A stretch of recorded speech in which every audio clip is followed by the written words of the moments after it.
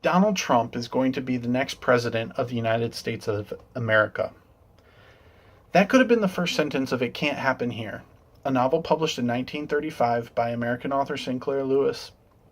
Written just as European fascism was coming to power, the novel details the election of President Buzz Windrop, who, through a populist campaign, is able to highlight drastic social and economic reforms and a return to traditional, patriotic, nationalistic values.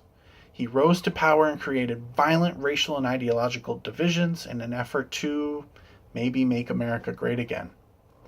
While the novel is a piece of fiction, it highlights scary parallels to the current campaign of Donald Trump. Elements of his campaign emulate the most frightening aspects of fascism. There have been calls for racial purity, violence at his rallies, which he praises and defends. He encourages the mass deportation of undocumented immigrants and their legal anchor baby children, and banning all individuals of the Islamic faith from entering the United States of America. Assuming Trump will lose the election, which current polling data indicates, my thesis seeks to merge the blurred lines of fiction and reality into a heavily researched novelization of a Trump-type presidency. This is important because Donald Trump divides us.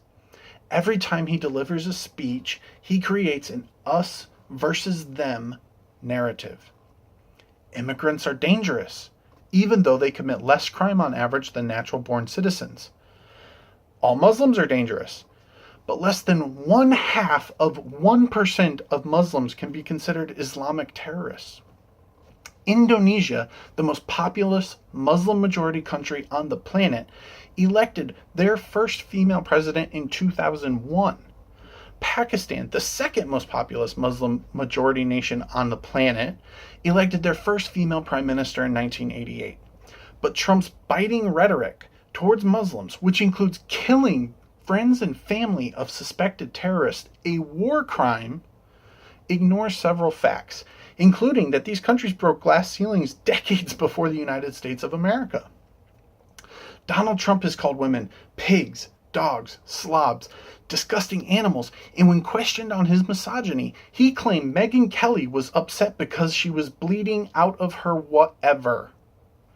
He once poured a glass of wine down the back of a female journalist who negatively profiled him in Vanity Fair magazine. He was accused of rape by his ex-wife and no fewer than 2 other women. The worst part about Donald Trump is that to his supporters, none of this matters. He keeps it real. He ignores political correctness.